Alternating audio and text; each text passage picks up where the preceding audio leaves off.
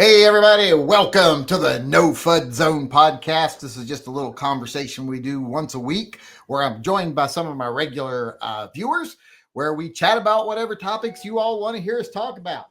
So go ahead, feel free to ask your questions. You can either put them in the live chat.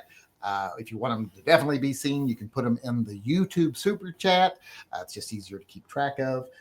If you want to do donations to Toy Guns for Tots tonight or get entries into the grips we'll be giving away tonight, these are the grips we'll be giving away tonight, the Bigfoot grips. The link is at the top of the chat.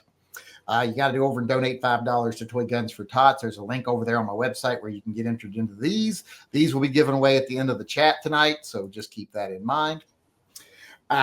With that being said, let's see if we got any questions or topics coming in. I know we had one coming in from Edgar Cortez. Let's see. What did he say?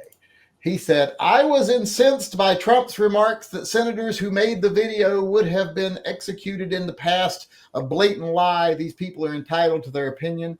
I am disgusted by Trump's suggestion encouraging violence. Your opinions? I don't know if pointing out that in the past people would be executed is actually encouraging violence, but I mean, I guess I could definitely see where it could be seen that way. But yeah, the whole idea that's telling soldiers to not follow illegal orders is sedition. No, that's the Constitution. That's the oath they take. Soldiers are not supposed to follow illegal orders. Reminding them of their oath is never a bad thing, in my opinion. Exactly. Does anybody feel differently? Well, doesn't their military oath say that they have to listen to the President of the United States? No, not unlawful orders. Yeah, not if it's unlawful orders. You don't have to pay them. Mm-hmm. It says in fact, here, it's your duty to not follow them. Yeah, because I'm reading the military oath, and yes, it says defend the U.S. Constitution, bear truth, faith, and allegiance to it, and obey the orders of the President and other officers. So there seems to be a conflict there. There isn't, because in the actual rules of behavior, it is clearly state that any officer that follows an illegal order is breaking the law. Well, your typical run-of-the-mill soldier is not a JAG officer. So you have this drilled into you. Trust me, through basic training.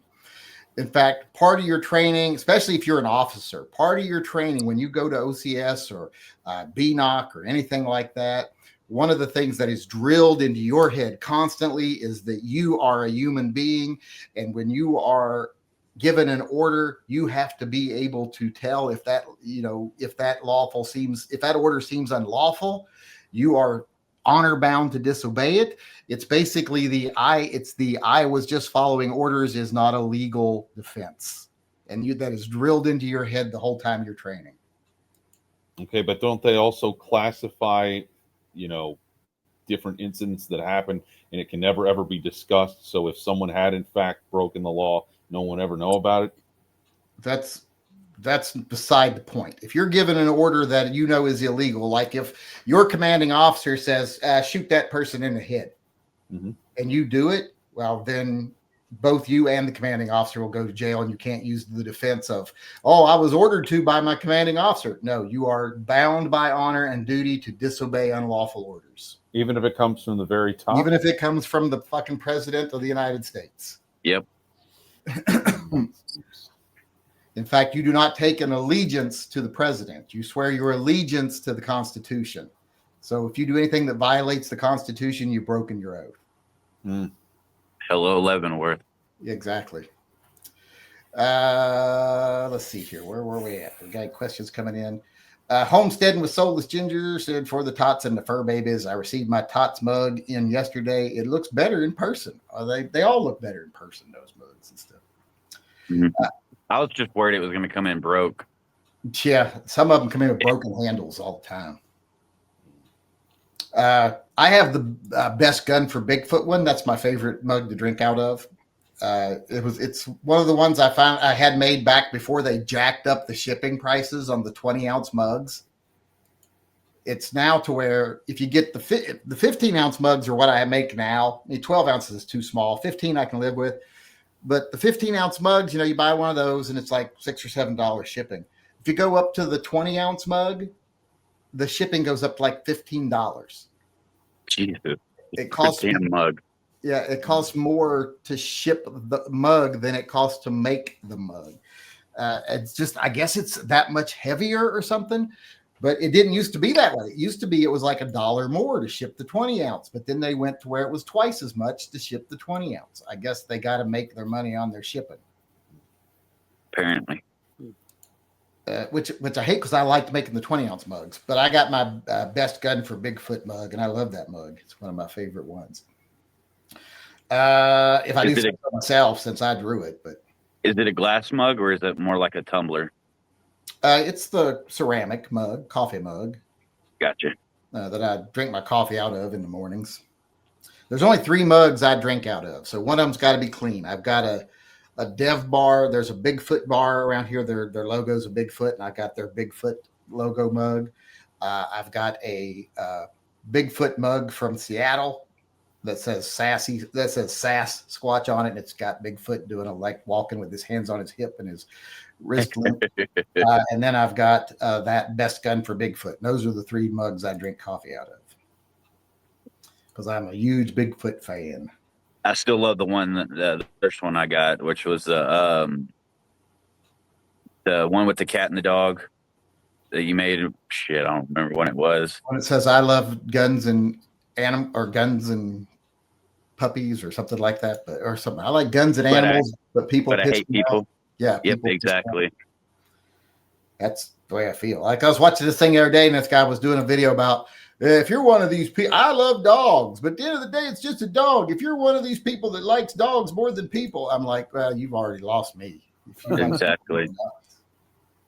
Shit. What was it? Probably, I don't know, 2-3 months ago, there was this dog in need.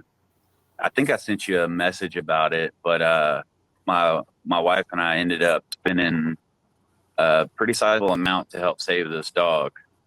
Yeah, you got to make sure I see messages like that because I don't see them usually. Yeah, I think I sent an email, but it was where the dog, his internal organs were all messed up. He had a prolapsed colon. Ugh. Like he was in horrible shape. Poor puppy. I feel sorry for dogs. I'm always like, people usually have done something to deserve to suffer. Animals have never done anything to deserve to suffer. Exactly.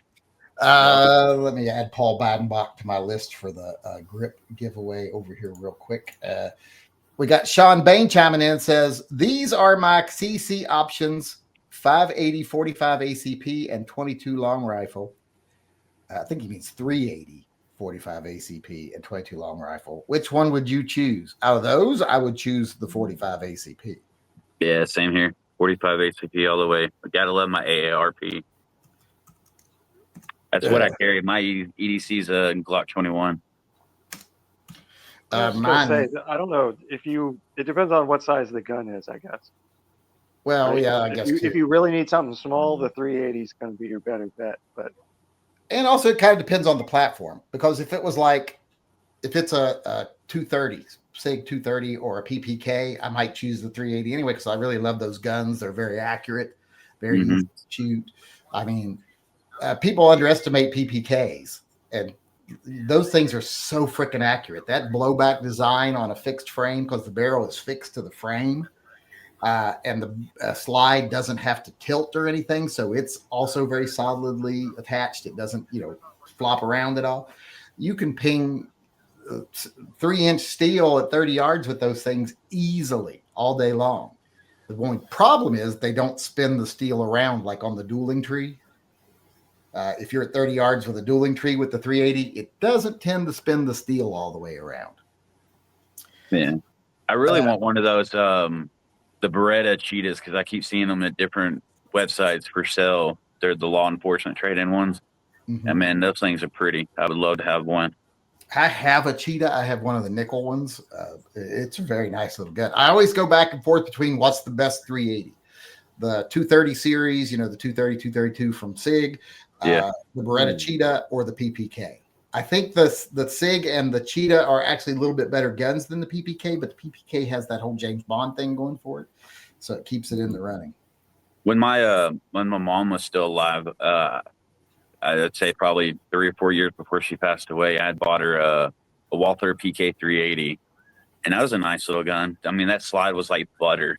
Mm-hmm. I mean, it was no problem racking that bitch back. But someone sent me a pic. Was it Sean Bain the other day sent me a picture of his Walther 380, the PK, I think it's called. Is that what it's called? yeah, the PK 380. Oliver. Yeah, that's what I think he has. I think that's one of his options. That'd be a good gun for carrying.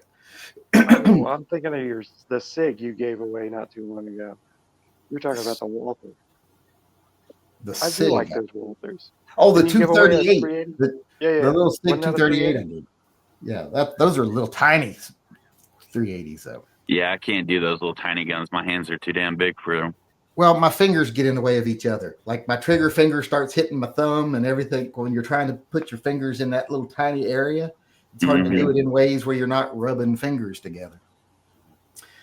Heavy J said, can we talk a little bit about proper etiquette when shopping for a firearm? Had a strange experience with some greenhorn at the pawn shops.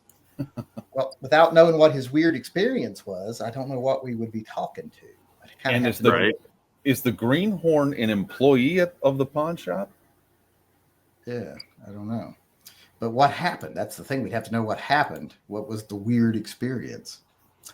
Edgar Cortez says, please refer my 2 questions for either NFZ or Merca regarding the recent controversial video and Trump's angry response. Oh, did I miss something over here? I saw his first question. NFZ. We dealt with his first question right off the bat. I'm going to have to scroll up. Yeah, see if anybody else sees anything from Edgar Cortez. If we get so... Oh, no, I found it.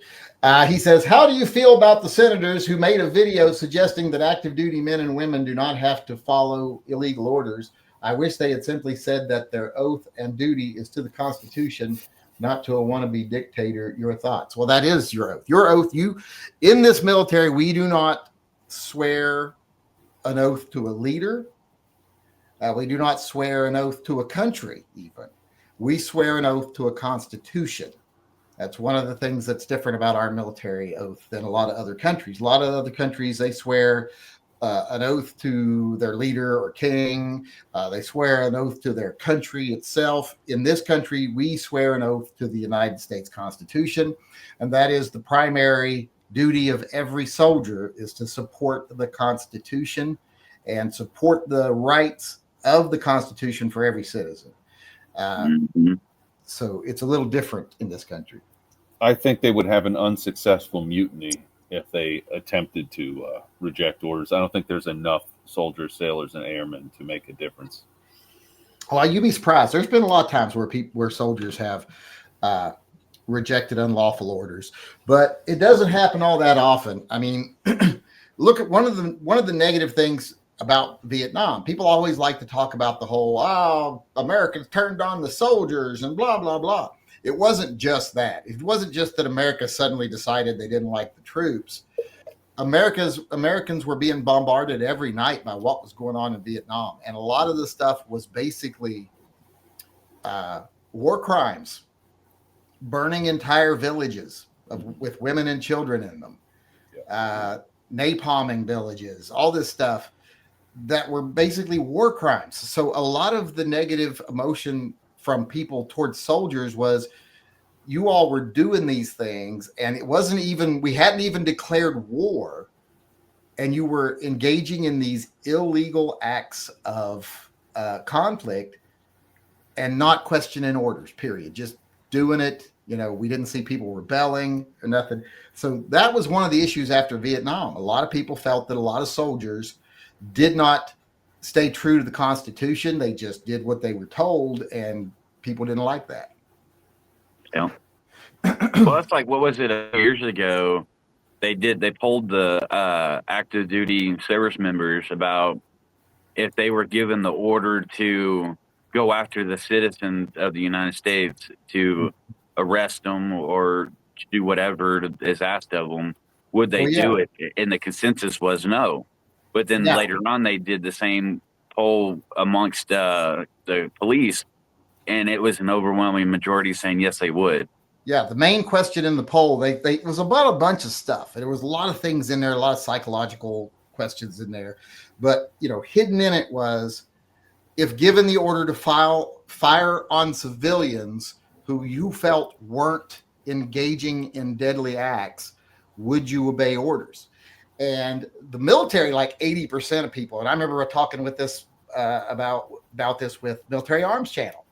He was in the military back when this was done, and I think he might have been in a similar branch to me. I was in MI at the time, so overwhelming. Soldiers said, if I couldn't be sure that they were committing a deadly act to someone, breaking the law to a degree where they were endangering life, I wouldn't fire on civilians. It was like 80%. Mm-hmm. So they then did that poll with law enforcement, and it was like the opposite. It was like 85% said, yep, I'll shoot them, which is when you started seeing police departments start to be militarized and start to get Humvees and all this other stuff and MRAPs. And because the government went, well, we can't really count on the National Guard or the Army if we ever decide to, suspend the rule of law. So we got to be able to have an army that we can trust, which is the police. That was a pretty nasty. Heavy J said, speaking about mugs and coffee, I still drink Black Rifle coffee. I know they've fallen off favor with the community, but it tastes great. So sorry, not sorry. I bought Black Rifle for a little while, but then I stopped because they jumped in bed with the NRA. Have they done something since then to fall out of, because that wouldn't usually get them out of favor with most people. Did they do something else, or is it just the NRA thing that people are not happy with? Yeah, I think it was something else to do with gun rights. I don't know what they've done to piss people off. It's so hard to know what's going to piss people off nowadays. It's like some of the gun companies, you could find out that it could come out tomorrow that, oh my God, they're neo-Nazis and they've been, funding a program to undermine the U.S. government, and people wouldn't give a fuck. But if they came out and, said and used the wrong word for something, that they would be canceled. So I don't even know what makes people mad anymore.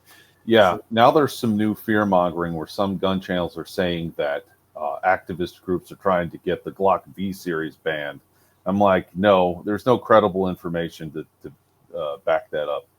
Yeah. No, but didn't it just come out that the V series, it hasn't even really hit most stores, and someone had already figured out how to put the little switch in it?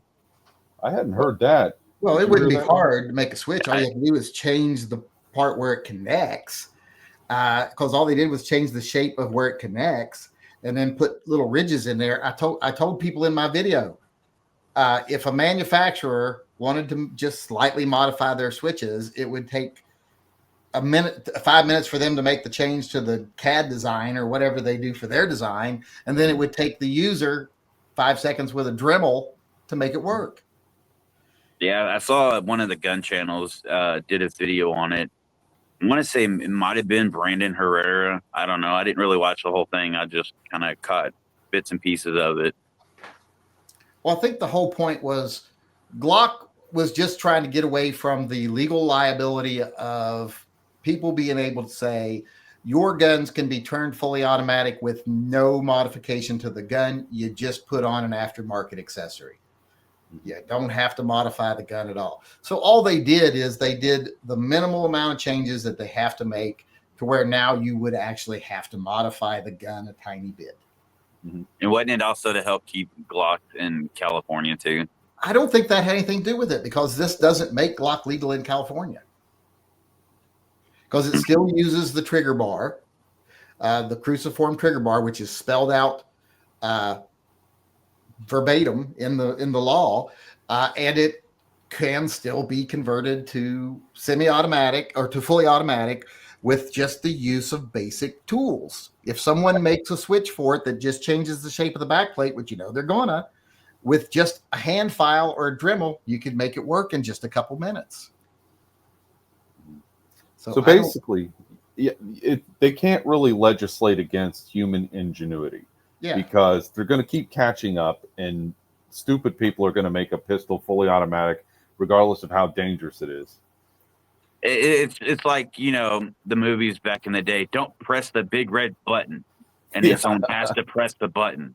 Yeah, it's just somebody's going to do it just because to see if they can. Yeah. And there's I know there's the mindset of, though, If you don't want people to press the big red button, well, don't make it big and red. Yeah. People wouldn't press it. But yeah, I don't think it really had as much to do with California as a lot of people thought. I think it was just more about the legal, getting ahead of legal liability on the way that they were, because you didn't have to modify anything. I'd have to see the new switches to see how they work. If you have to file a little bit or something to get past those little ridges or something. But I mean, even I could design a switch in 15 minutes that would, based off the old switch, that would, all it would require you to do is take a Dremel and file off this little ridge. And that's all you'd have to do. Because all it is they put those two little ridges down the side of the foot on the striker to where you can't have that little wedge go in there anymore. Yeah. And that's all you have to do is file off just one of those. Wouldn't affect how the gun operates and would make it work. So I don't understand what that's probably what they did to figure it out. I don't know. Like I said, I watched only part of that video. They did have to remove some of the material from the housing of the switch. I do remember that. They said that it's actually no longer a switch. It's just always full auto now. Well, how do you get it ever cocked? Yeah, that's an a good question. I didn't think about that. Because you can't cock it when it's on, because it holds the little bar down that hooks with the foot.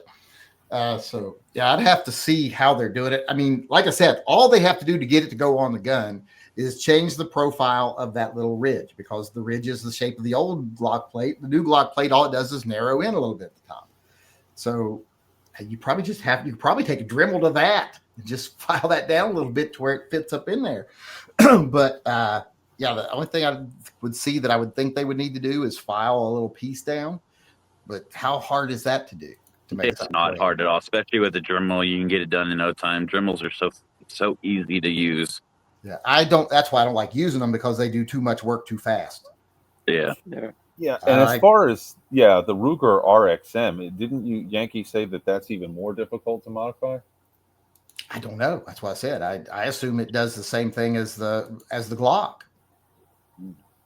That you could probably use the same switch on the. People have told me you can. I've never tried it, so I'm just going on hearsay. But people have said you can use the Glock switch on an RXM. So yeah, and it's the Connecticut Attorney General that's really pressing Ruger hard over the RXM issue. Thankfully, Connecticut doesn't have that many people. Yeah, all 15 people in Connecticut are going to be upset. Go Shadow says Switch is already available for Glock Gen V. I haven't seen what they did to change it, though. Yeah, I think it only took like a week after they were released for someone to figure out how to put it in the new Gen Vs. And did they actually start manufacturing a new Glock switch, or did people just modify the ones they have? See, it wasn't explained the little bit I saw. From my understanding, they just figured out how to put it in the new Gen V. They weren't like manufacturing them like the old model, but it's just converted to fit the new. Yeah, because if you look at the Glock plates on the back, let me zoom in on myself here so I can be seeing a little better. If the old plates just went straight up and came over, it was, everybody knows what a Glock plate is shaped like. The new ones just go in a little bit and then go up. So it's narrower at the top. So the Glock switch wouldn't be able to fit in. But if you just milled off the little lip that goes up in there, it seems like it would go in. And then all you'd have to do is do a little filing on the. So like I said, I didn't think it would be hard to overcome what they did. And I think people that are saying that, well, they wasted their time because everyone's able to modify it to work. I think that in itself was the point. Glock didn't care if they worked. Glock just wanted you to have to modify the gun some before it would work.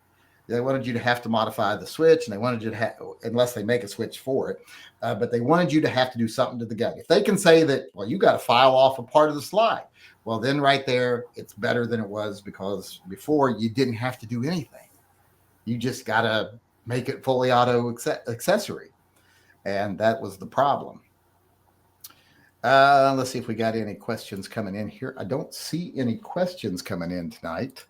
Has anybody got a topic in here on the panel they wanted to talk about? Welper said he had an issue, right? Yeah, Welper? I got a couple of things.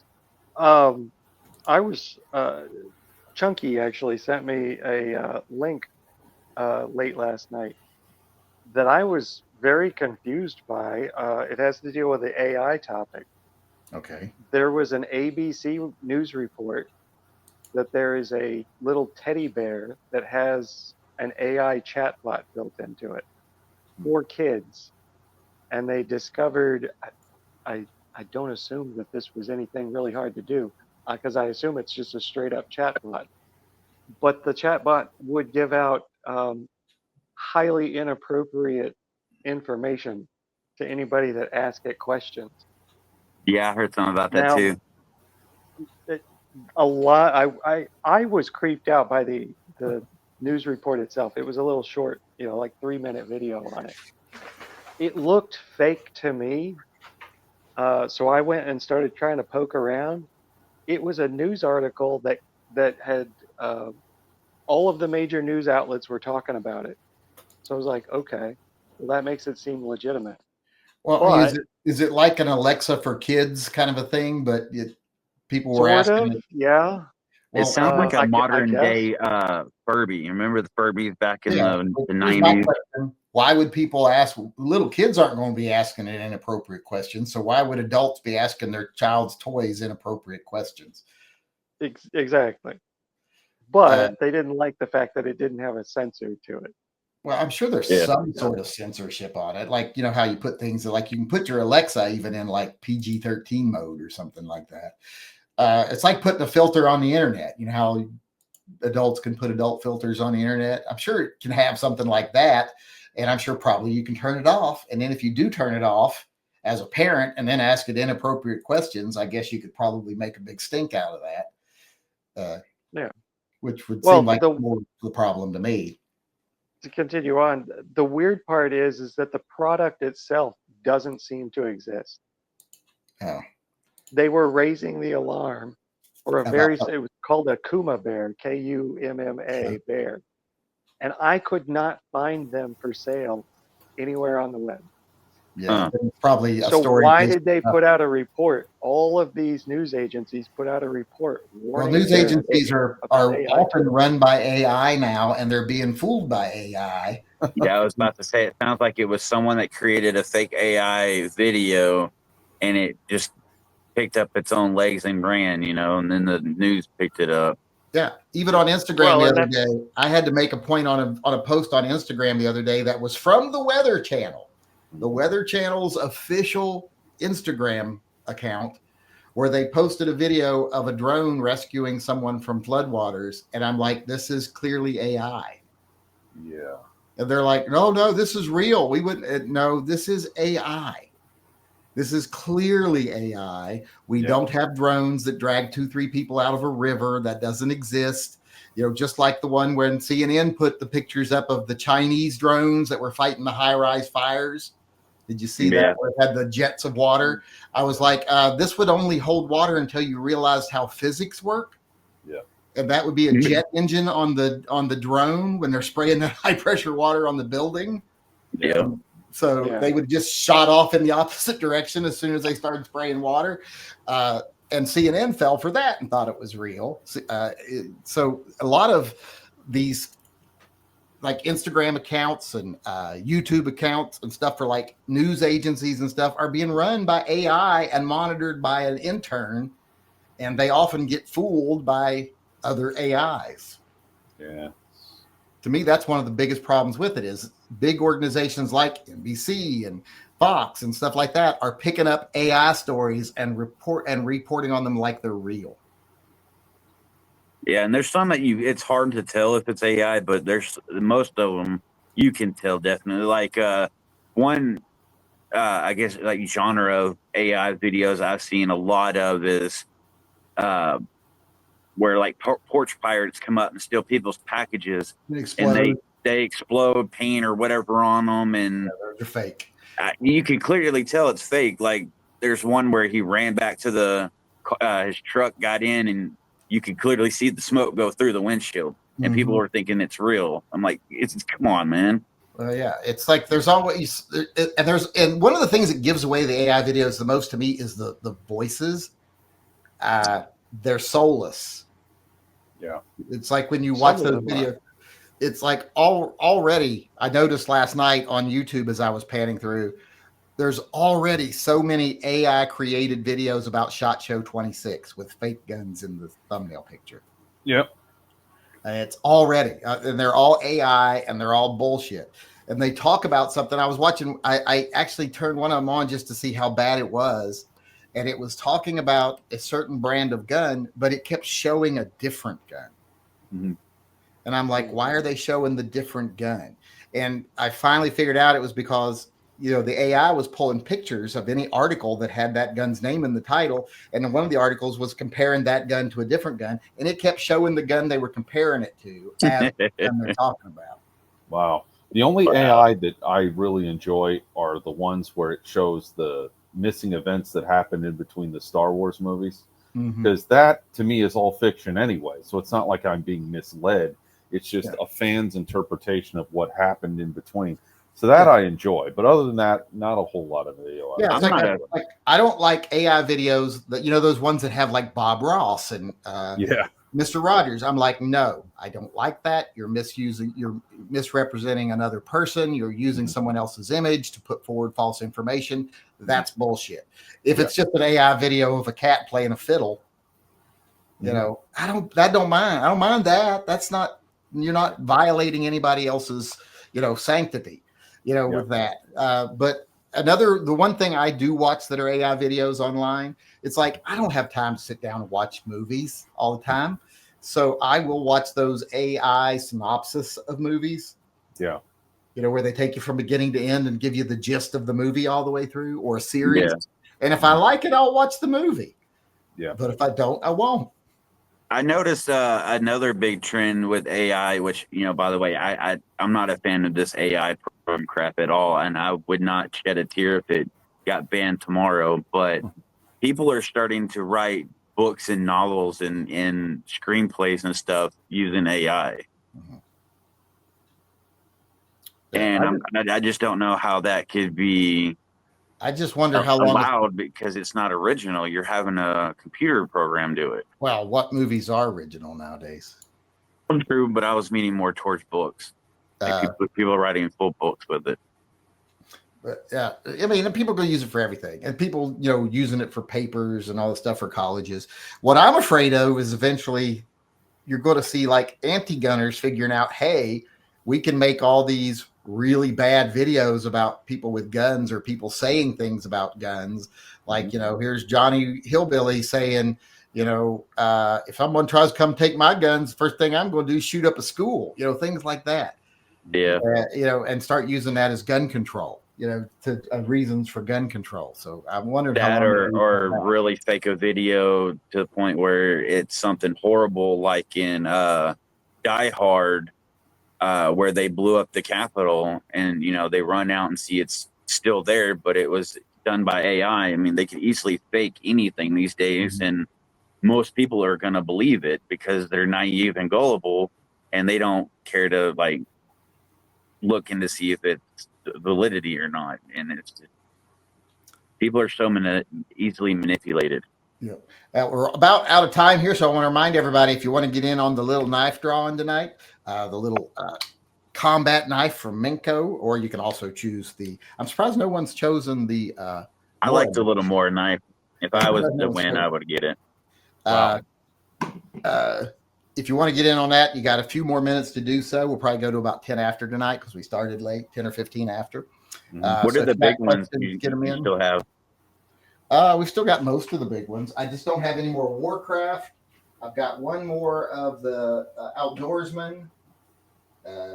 I've got some other that I want to do something special with. I got a bunch of these. I've never even started giving away the range bosses yet. I got a bunch of range bosses I'll need to give away. Still got many of the Voyagers I need to start giving away. I really wanted that big ass Spartan one or whatever it was, that cold steel one that was, Someone finally chose that one. But I've got 3 more of them that I'm going to be doing a special giveaway with. These ones have let me get on me here. I'm going to be doing something for these towards the end of the month with these ones have the mica handles and Yep, they're I want limited that. editions with the name on them. So, so Yep, that's one I want. but also remind everybody we're going to be doing the drawing for the grips. These grips wait, they disappeared. No, there they are. These are the grips we'll be giving away tonight. If you want entries into that, go on over to tympistolproject.com. Hurry up and get your entries because we're going to do that at the end of the chat. And the ones I'm going to do tomorrow are these ones, the ones with the Marvin. So keep your eyes open for those tonight to come over there. Let's see if we got any questions coming. Did what's his face ever tell us what his what happened, Heavy J? What happened at the store that he was upset the about? pawn shop. Did he ever Yeah, I don't put it think in he the said live anything chat? yet. No, Or who I the didn't see it. greenhorn was in the pawn shop, whether it was a customer or an employee. Problem wasn't one.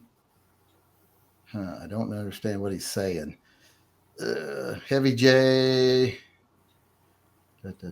Yeah, I don't see where he ever actually told us what the issue in the gun shop was that we would be addressing. I mean, I don't know what proper etiquette when you're buying a gun is. Mind your business, pretty much to me. Too many people in gun shops want to give their own opinions on stuff. Yeah. But the This only is probably my favorite pocket knife I have. It's my recent purchase. It's a zombie splattered Olight knife. Yeah, the lights do the zombie splatter thing. Yeah. I also got the flashlight to match it. Didn't you send me a picture of those? I think so. Yeah, I thought you did send me a picture of those because I remember showing the picture. Let's see. Did Johnny Mandrick get entries into the knife draw? Nope, he just did Toy Guns for Tots. Johnny Mandrick just donated to Toy Guns for Tots.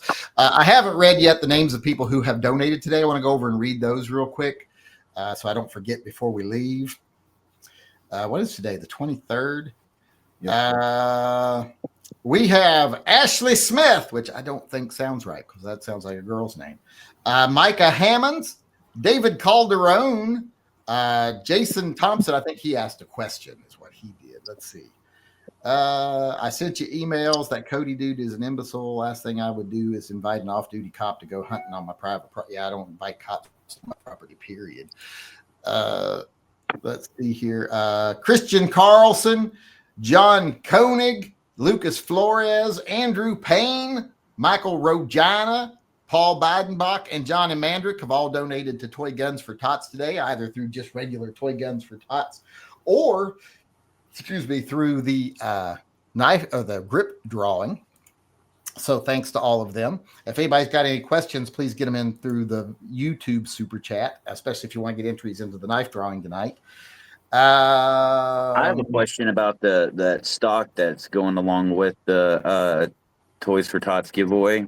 How did you laser engrave it on there, or how did you get that emblem? Just laser engraving the emblem on there and then hand painting it. Oh, hand paint. Okay, I didn't know because I know that technology is grown exponentially over the. Oh yeah, I've seen those ones that can like do the whole thing right on there, like engrave it and color it and everything. Yeah, so that's why I wasn't sure how you did it. To have that, but I'm sure that's still expensive. But yeah, I just hand paint them. I used to do all kinds of work like that when I used to build custom furniture, do custom engraving and painting on the like panels and stuff around the edges of the table, the aprons and stuff. Yeah. So it's just like those 22s I did. The ones I, put the Mickey Mouse on and stuff like that. It's just like that. I just engrave it on there with my machine because I've got that machine that does the laser engraving, the 3D printing, and it's also the same machine that does the CNC to put these emblems in the grips. And that thing's been a game changer. I've loved that thing. That was $1,500 well spent. Yeah, it looks like Heavy J has explained what had happened in the pawn shop in the comments. Okay. What happened? You want me to read it? It says, long story short, some kid was extremely vulgar, like, I'm effing interested. I like this effing gun. I effing love shotguns. Flagging people. A near hit me with an 18-inch shotgun. Okay. Oh, some crude customer. Yeah. Well, the flagging would be the worst part to me. I try not to put too much emphasis on language. That's just somehow some people talk. Yeah. You know, some people just grow up in that environment, and that's just how they talk. But yeah, I would rather say someone say something enthusiastically with 3 fucks in it. Yeah. You know, something positive and enthusiastic, like I fucking love guns. I don't know what I want to fucking buy, but I fucking love them. That don't bother me as bad as, you know, someone saying something negative without any cuss words. Yeah.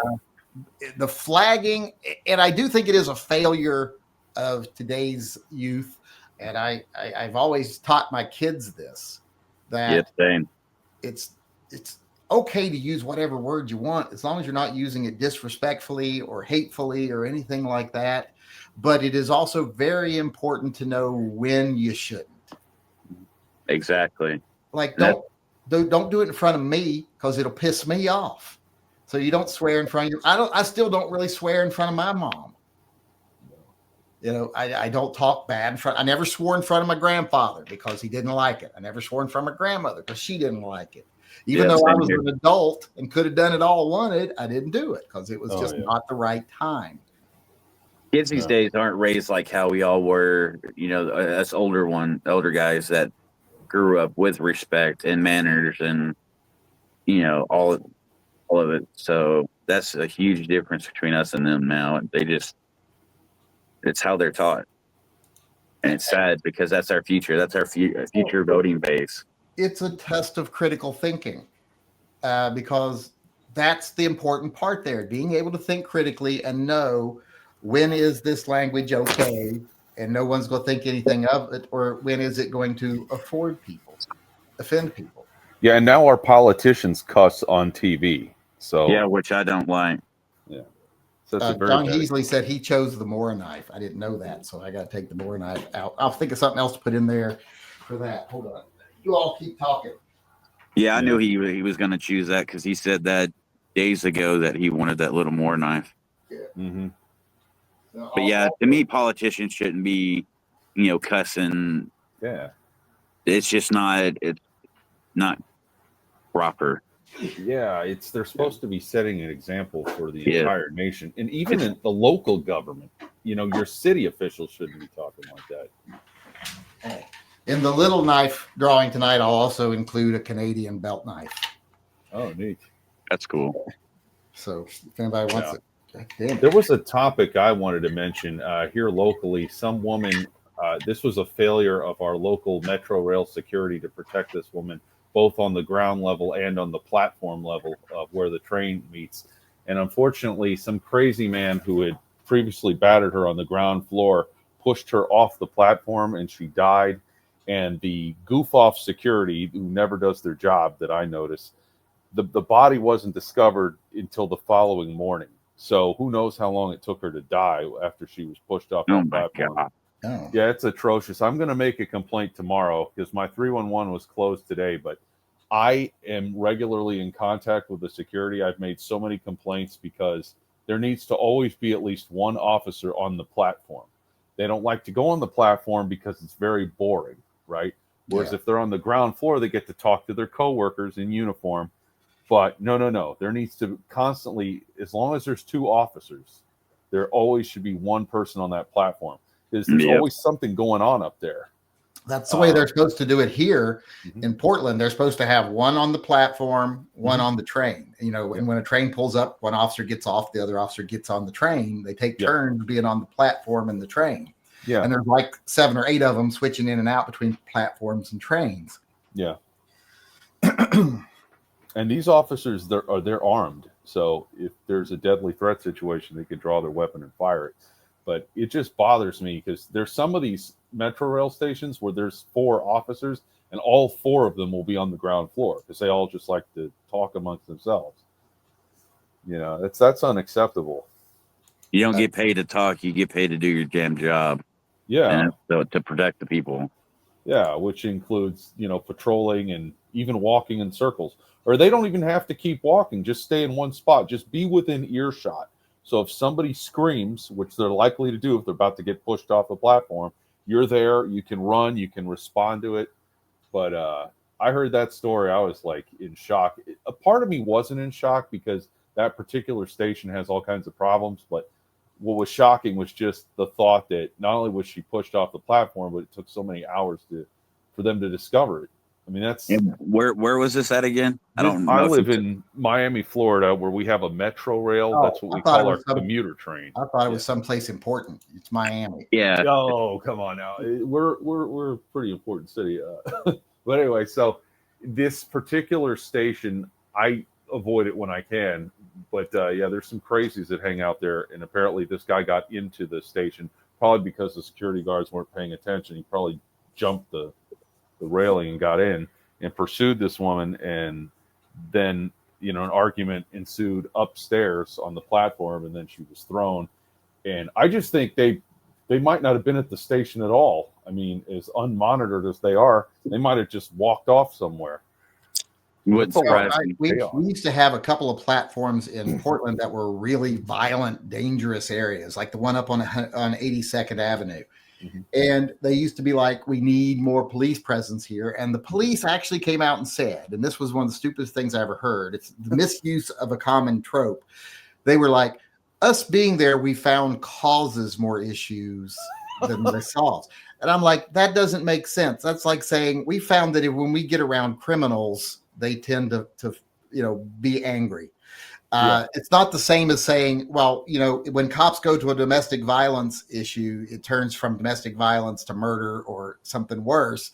It's not that. It's not someone having a mental health crisis or a domestic violence issue. This is actually criminals mugging people on the platform. That's when you should be there causing trouble for the criminals, not innocent people. Okay, I got to address this question. I got a question just here via email. And I can't tell if this person's pulling my leg or not. Did you see the story about the incoming mayor of New York City is going to require public school children to learn the Arabic numerals? I heard the story, but I don't know that I believe it. Don't we already use Arabic numerals? That's 0 through 9. That's the Arabic numerals. The heck is somebody doesn't know, do they? That's like somebody saying we're going to be required to learn Muslim algebra. Yeah, it's all Muslim. Was that a real story? Is that story actually out there, or is this person pulling my leg? It's out there, but I don't think it's whoever came up with the story knew what they were talking about. It's got to be rage bait, because it's either got to be parody, like something from The Onion, or it's got to be rage bait. And one thing that surprises me a lot is how many people don't realize that stories from like satire sites and things like The Onion, they'll present them like they're real, and they'll be so angry about them. And I'm like, you don't recognize. Well, I got that in my videos all the time. Like Babylon Bee. Used to be very satirical, and I figured out real quick in the gun business, you can't be that satirical because people don't get it. Yeah, and then you have to cross-reference on Snopes or something. Yeah. So and then go to Babylon Bee for verification. Oops, one of my videos just got taken off of YouTube. Oh no! Oh, lovely. You pointed in the direction of a gun, in the general direction of a gun. It's new grips for my 327 got taken down off there. You can't show grips? I guess I put new grips on it, so I guess that's against the law. Jesus Christ. It is beyond ridiculous. The custom G10 Sasquatch grips I made the other day, where I made a video of me making the Sasquatch grip, they said that was inappropriate. Oh my God. I had a video of me actually making them. They took it down. They said it was inappropriate. So And there was no actual gun that you had put the grips on? Or? No, I was just showing me putting them on the lathe and showing how I line them up and engrave it and put it in. And then I showed the grips finished, and they flagged it and told me it was inappropriate. So I had to take it on. Man. I thought that was only on like the live chat. You couldn't do stuff like that. Videos were saved. Now videos aren't even saved. It's ridiculous. Yep. Oh yeah, we used to do like gunsmithing stuff on live chats. I wish we could still do that. Yeah, you can't touch a gun on live chat. We've done live chats before where we got a gun out on the table and I was doing work on a gun while I was doing the live chat. the gun was disassembled. It couldn't be fired, but you couldn't do that now because you can't show yourself working on a gun, period. I'm surprised this whole discussion about guns isn't going to get banned. I know. Video, eventually it'll be like, well, guns are too sensitive of a topic to talk about. Yeah, somebody might get interested in guns who wasn't previously interested, and we can't have that. You can still find videos from 5, 10, 15 years ago, people, taking guns apart, showing you how to clean them, this, that, and the other, but yet you holding a pair of grips gets your video deleted, and those are still around. He's already been blacklisted. Yankee's already been blacklisted. Well, I'm restricted is the way they put it. Well, you're on the shit list. They sent a letter to my network because I guess they have these agreements with networks because they work in tandem with them about with the advertising, that they sent my network a letter because I had been trying to get out of my network. I didn't want to be in it anymore because they weren't doing anything for me. Yep. Well, YouTube sent them a letter saying that because of the contents of my videos, my channel would be restricted. It wouldn't show up in recommendations anymore unless somebody was already subscribed to my channel and blah, blah, blah, and all this stuff. And lo and behold, my network notifies me one day that they received that letter. And the next day they send me a thing saying, if you want to opt out of your contract, just click here, basically. So it sounds like they got AI bot or something that just constantly monitors, you and other people they deem on a certain list. Well, also, I think I'm part of a Reddit forum where people that have been banned from YouTube and gun channels that have had problems with YouTube. And one of the things they said that they've heard this from multiple people on the inside. One of them was a pretty big channel. And they said, if you piss off one person that's in that special department that handles, community guidelines, they don't have to give a reason. There's no place that they have to ever check a box that says, this is why I restricted this channel, or this is why I blocked this video. They just have to do it. Yeah. They don't have to give any reason. There's not even a way for them to give reason for why they did it. They just do it. And YouTube just trusts their judgment. And there's no way you can even know why they did it because they don't have to say why they did it. Yeah. I get a 24-hour ban for typing the word ugly in the comment section. So I can say ugly in a live chat, but I can't type it in the comment section. I'm banned for 24 hours. Well, what if you're just saying like the accurate TLX is ugly? They may ban you. They may. It's ridiculous. It's like you're not insulting anybody or anything like that. Yeah. AOL's even worse. I couldn't use the word lazy in the comment section because that offended somebody. This is out of control. It is. MGHBG says, I need a Mora knife.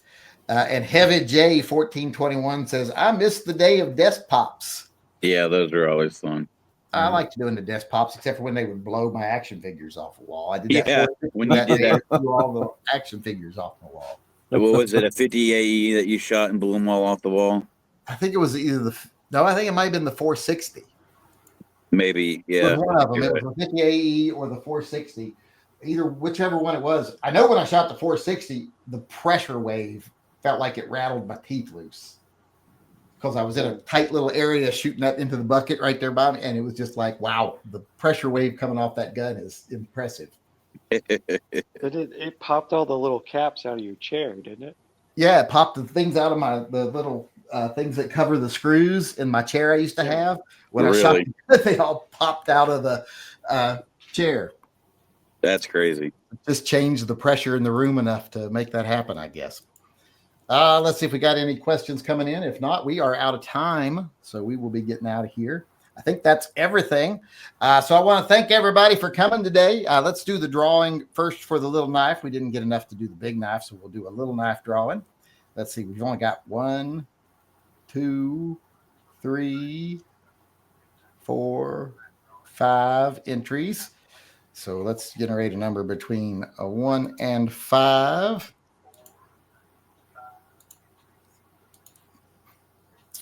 And the winner is 4. Who's 4? 1, 2, 3, 4. It's Heavy J 1421. So Heavy J 1421. Congrats, Let me know which Jake. one of the little knives you want. The little hamster combat knife, which is the one I would take if I was you. The Canadian belt knife, or a regular little tough light knife. Let me know which one you want. Now let's do the drawing for the grips. Let me go make sure that I've got all the names on the list from the grips, that nothing has snuck in. John and Mandrick was the last one. All right, so let me get to my list. And I want to read the names of the people that are on the list, just in case I miss somebody. Let me know. David Calderon, Michael Hammond, Ashley Smith, Christopher Grove, Kevin Hartman, Brian Price, Rod Abraham, Adam Grassy-Nickel, Edwin Rodriguez. Any relation to you? Nope. Christian Carlson, Andrew Payne, Michael Rojana, and Paul Bidenbach. All right, now I wrote down how much each one has. I gotta add that up real quick. Hold on. Let's see. We got add up the numbers. Where's my calculator? Because if I do it by all right. Plus 7 plus 7 plus 7 plus 3 plus 1 plus 7 plus 7 plus 3. Wait, I must have hit a multiply in there somewhere. Oh, I did. I forgot to hit a plus between a. Yeah, that is right. I did not get 12,710 entries. Be a lot. 7 plus 7 plus 7 plus 7 plus That'd make a great year 7, in one day. 3 plus 3. And then let's do the plus ones. Plus 1.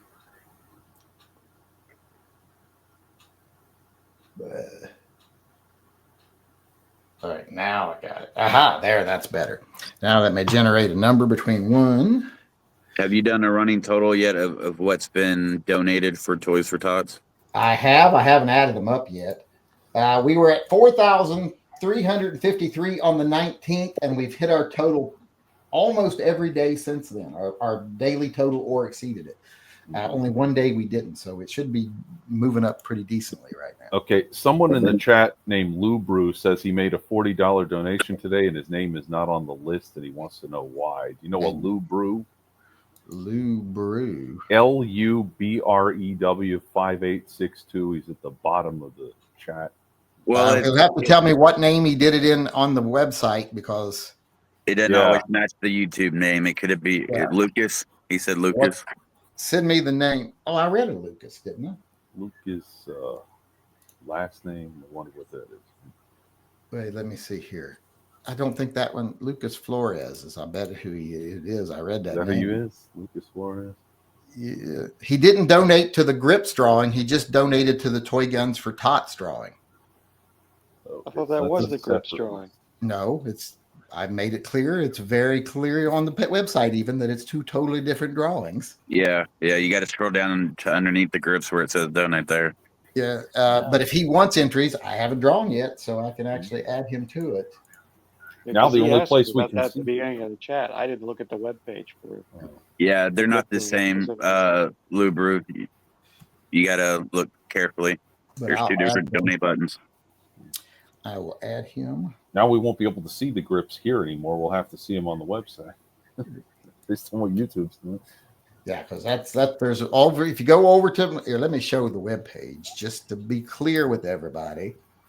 When we go over to the web page, here's green, Winder, boom. If you look here on the web page, oops, that's not the button I wanted to hit. There's the button I want to hit. There's the Toy Guns for Tots thing at the top. And then there's, wait, why is that? Oh, I haven't refreshed this. Let me refresh this. There we go. It's got the grand prize for that. And then there's the grip drawing. And you got to donate through here for the grip drawing. So if anybody donated up here, you didn't get grip drawings. I wonder if I should move the grip drawing to the top since it changes nightly. Well, I want the Toy Guns for Tot one to be at the top. No, I would leave the Toy Guns for Todd at the top and leave that one right there. Yeah. Because I tell people specifically when I show them, go over to my website. Even when I did the video, I showed this. I showed that part of the website to where there's where you go and click for the grips. And Yeah. And one thing I learned a long time ago is you can't make everything foolproof because some fool will always find a way through it. Let's see here. So I added him. So let me add 15 more to this number. And then do another drawing. Or actually do the drawing. I hadn't done it yet. Good luck, everybody. Let's see here. Ever be in your favor. Whichever one you donate to is great. It's just the way to look at it. Right? Yeah, any donation anywhere is appreciated. And the number is 17. So the winner is going to be David Calderon. David Calderon. Congratulations, David. I hope he actually has a J-frame. And remember, everybody, as of the end of the chat, the Marvin grips are going to be going up over there. So anything you do, if you want to get a shot at the Marvin grips, make sure you go down to the actual grip giveaway. I should have it ready in about a half hour at the most. So make sure you click on that if you want to be in the grip giveaway. And David Calderon, send me an email that says grip winner and let me know what address to send these to. If you got a J-frame, I hope you have a J-frame, or else maybe if you get these, you'll buy a J-frame to go with them. Yeah. But thanks everybody for coming, especially everybody who participated. I appreciate it. I will see everybody again tomorrow. Remember, go donate Toy Guns for Tots and the grip drawing, etc. I'll see everybody tomorrow. Until then, remember, always carry and stay safe till we see you again. Everybody say goodbye. Bye. Bye. Night.